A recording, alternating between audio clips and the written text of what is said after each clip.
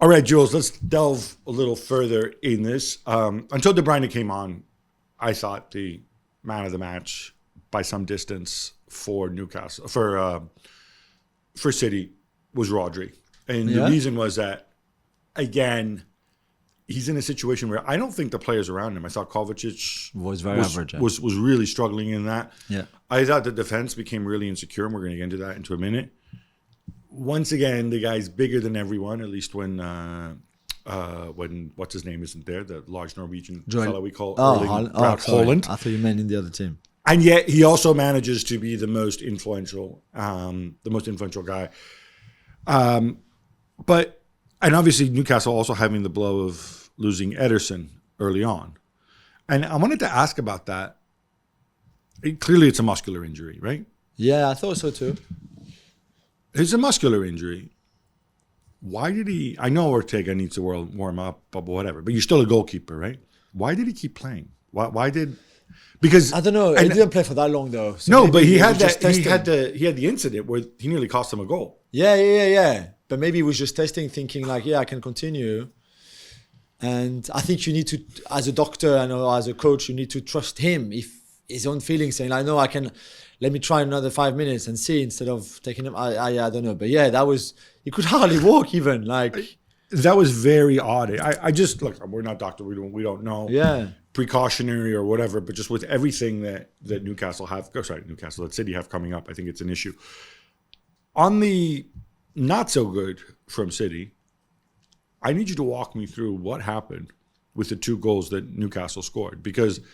very similar positions. Yeah. On the first one, actually, I thought Isak, instead of shooting, you have Gordon coming. Gordon, who, by the way, as you know, I'm not a Gordon guy. I thought he was phenomenal in this game. His defensive work rate, as well as the quality brings, was tremendous.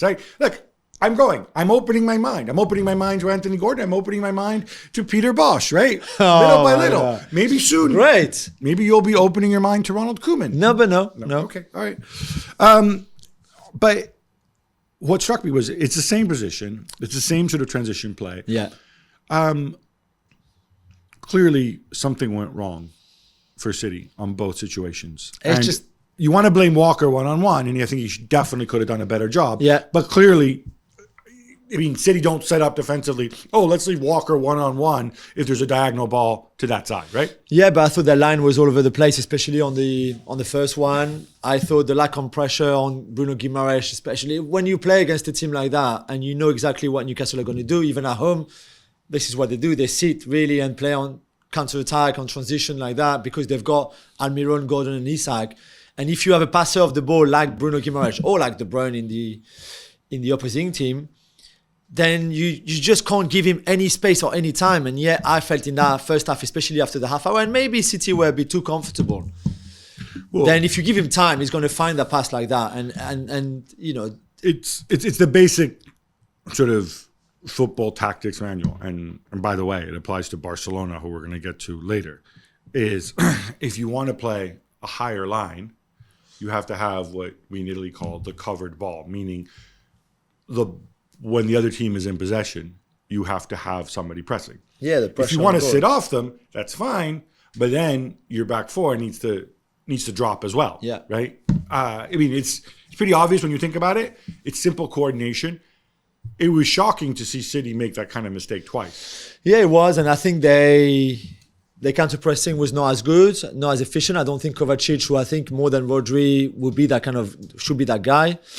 Was not as good as he should have been, maybe. But then, even if you can allow a ball over the top, that you can't control everything, so you will face that kind of ball.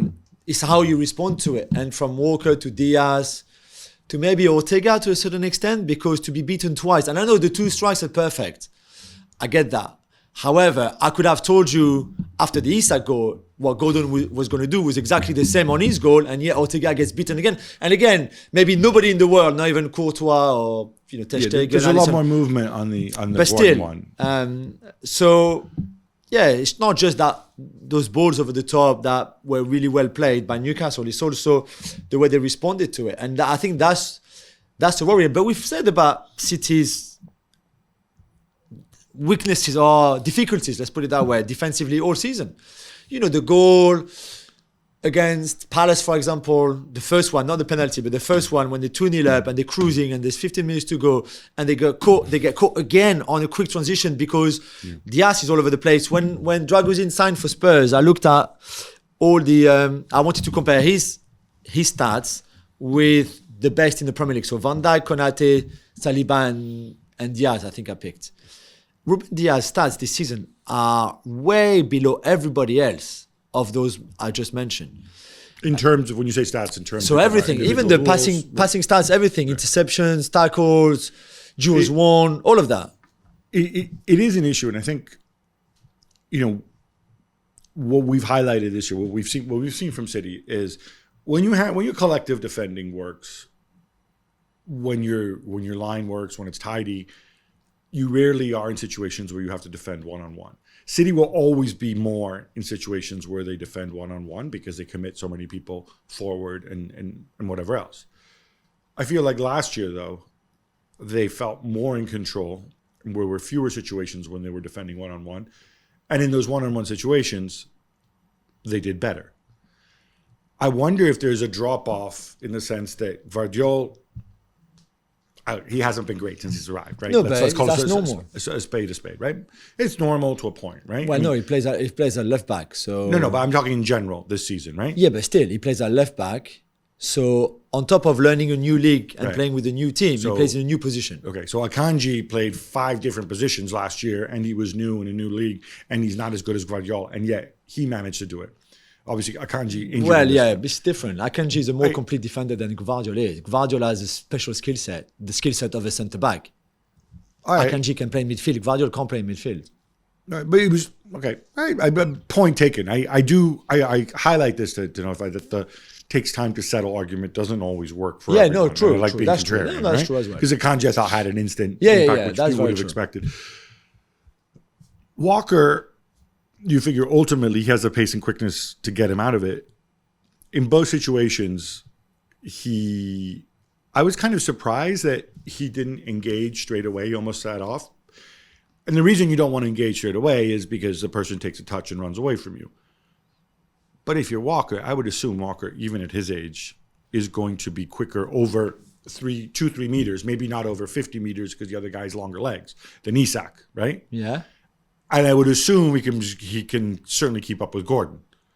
Yeah. In both cases, do you think he sat off because he expected that help was going to be nearby? So Did I he think just make an error? The first one, when you rightly pointed the overlap from Gordon, I think maybe you have to wait because if you think that he's going to shoot and commit that side, then the pass is open for Gordon on the overlap. So I can understand that you are 1v2. Yeah. The second one, however, like you said, is 1v1. And yeah, Gordon can go both ways because usually he goes onto his left. He's not afraid to go onto his left foot. But there's also a big probability that he would shoot like he did on his goal, so curly onto from his right foot. It's really strange. I think Walker's form has dropped massively. I wonder as well if Stones' absence is a big thing. And let's not forget that this team became really, really good last season once Stones has stepped into midfield, really. And they played with Rodri and Stones as the double pivot in front of them and then the 3 behind. And the fact that Stones has not really featured all this season, or he's been there but then injured again, played a little bit and got injured again, maybe that has disturbed a little bit the whole defensive rhythm. And certainly that his absence in midfield for what Pep wanted to do, because Kovacic is a completely different profile, maybe has made things more difficult defensively. It's just really strange because they conceded goals like we're not really used to. I know they're still scoring, but is there an issue further up the pitch too, in the sense that you get used to playing with Erling Haaland, and then you bring in a center forward who is, again, I'm not as crazy about Alvarez as some people are, but he's obviously an exceptional player. Yeah. But he has a different profile. You can't ask him to do what Erling Haaland does. It's not just whether it's a physical presence, whether it's just a flat out speed over 30 meters. Is that playing into it a little bit as well, that now they have to readjust again to Haaland? I don't know. Or sorry, to not having Haaland? Yeah. I think they've played 8 games without Haaland. They drew 1 and won 7. Yeah, but it's also in that includes the Club World Yeah, Cup. that's only against, two. But the rest, they have been. Well, like didn't they play like Sheffield United, people like that? No, yeah, but it doesn't matter so much. They play away at Everton. They play away at Newcastle as well. Without Haaland, they are unbeaten to start with, and they've won 7 in 8. And against Newcastle, until De Bruyne came on, they were 2-1 down. For sure. Against a Newcastle team that has 9 players out. But then if you win without Haaland, I don't see where the problem is. No, but I mean, would they be better with him? Yeah, for sure. Everybody would. All right. Okay. Well, we'll see how things work out when he returns. I don't think it's just a question of better. I think because you think it has a knock-on effect. They're struggling to adapt without him, to readapt without him. I'm throwing it out there. I don't think City have played particularly well in the spell when Haaland is out. I thought they've had good games and they've had other games, by City standards, right? And it's not just the individual errors, which we've seen, because actually some of those individual errors, some of those bad Ruben Dias games, for example, came before when Haaland was still there, right? Yeah. I want to chuck it to Newcastle. Is this just, at some point, it's catching up with them? It's not so much the many injuries and the absentees, because when you break it down is, which starters are missing, you realize, they have 9 guys out, but it's maybe only 2, 3, 4 starters. Well, yeah, not even that. Joe Linton, I think, was the only one. If you think that you're starting lineup, and the keeper, so Pope, I would assume based on the start of the season, Tonali. So, yeah, I think it's more the fact that it's the same people are always playing because you have 9 guys out. Yeah, that's the and lack so of at some rotation point, more than Lewis Miley, at 17 years old, you can't be asked to do that. So you build up this. You build up this fatigue that you're not going to break out of. Yeah, but my issue is your plan A is a very physical, demanding, intense game. Right. This is what Eddie Howe wants from them. This is how they play, right? It's like 1,000% all the time. You go, you run. You are one of the most physical teams in the league. Okay, which is great when everybody's fit. It works. It worked last season. Not so much this season. So. Do you stay the same? Do you just keep your plan A and not have a plan B? Or you try as a coach to change something? But we've had the discussion before on the show. And despite all the struggles, despite the fact that they were 10th in the table, the fact that they were knocked out in the Champions League, the fact that they have the injuries, and yet they're still trying to play the same. And I just don't think I just don't think it's the right thing to do. I suspect it has to do with the fact that at this point, 4 months in, some of these injured players are closer to returning. And then all of a sudden, they can come in and then you can manage your minutes a little bit better. And then, maybe I have Willock and maybe I have Barnes and Callum Wilson is there. So I'm not necessarily turn into Inzaghi and use all my substitutes all the time to maintain that intensity. But were I to change now with my players who are fatigued and worn down and these other guys coming back, it might mess up things even further. I'm giving Eddie Howe the benefit. I don't think so. The benefit of the doubt. Find another way of playing because the way you have been playing and the way you've taught those players how to play, your style of football, is just not working and it's not viable right now with the fitness levels of your starting 11 that play every single minute of every single game because of the injuries. You can't rotate. I've said it before. You should have had a plan B. Go more possession based. Go change your formation. Do something else, and he didn't. And it's costing them. It's really costing them. Darren Eales, who's the guy who's in charge of the club, he had some interesting things to say in the. Yeah, it was open, wasn't it? It was very open. By the way, I really applaud when people who make these big decisions talk, and it happens very rarely. But essentially, he said that Newcastle were on their way to breaching financial sustainability rules. I think by something like 30 odd million. Yeah. And so they will probably need to sell before they can bring more players in. So now we need to put this in context. They will have Champions League money coming in. So I think that will balance things out. Yeah, but not much though. They won one game. It depends also how many teams when the other English teams get knocked out and whatever else. But it is a reminder that you could just say, oh, look, the Saudi sheikhs, blah, blah, blah, all the money. Yeah, the money's there and it's readily accessible, but there are controls. To what degree do they apply those controls is important. And we'll get back to it. I think it's really important. And I could say the same for Manchester City, incidentally, right? Because we still have sponsorships where you look at this and say, like, is this really market value? I mean, do you know who Newcastle's shirt sponsor is? Sella. Yeah. Do you know what Sella is? No. It's a Saudi entertainment and events company. Okay. Now, 500 million for 1 year. Wow. it's not. It's actually. I think it's decent. Yeah. it's 20 million, something like that. Already, yeah. And they purposely did it so it would be in line. Yeah, of course. With the other shirt sponsorships. I think it's also you're really stretching the argument that if Newcastle were still owned by not Mike Ashley, would Sella be sponsoring them? Would they find 20 million somewhere? But then you can make the same point for many of Manchester City sponsors. So I'm not just picking and Newcastle, PSG, right? and yeah, for sure. But it is important to remind yourselves that the authorities have this power. Yeah. That they can. These are the rules. We're going to apply them. And it's up to you, authorities, to apply them and to explain to the rest of us what you're doing. And if you do that, people will get a sense of fairness and justice. So if you don't, people will be cynical and say, it's just about money. So their revenue has increased quite well, but as we expected, up to 250 million, I think. That's what they say. But even then, revenue goes up because they finished in the top 4.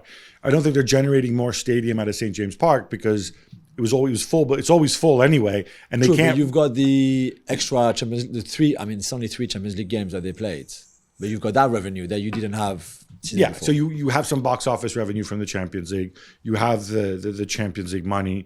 You have the money from the Premier League because you finished top 4, which is better than finishing 10th or whatever. Obviously, you get more money there. Sponsorship.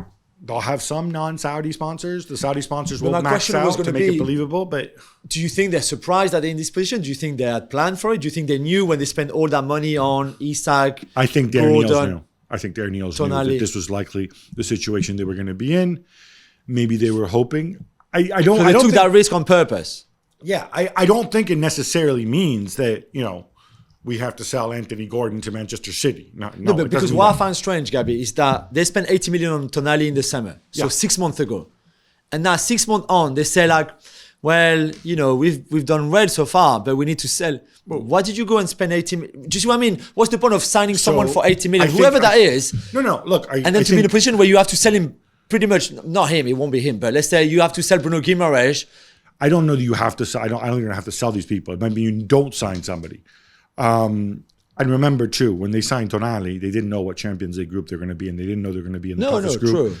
And I think realistically, they would have thought that they would have advanced because you expect a Premier League side that finishes top 4 to advance or at least be in the Europa League, right? Yeah. So I think it's one to monitor. I hope all parties here remain transparent, and if there are rules there, let's apply them.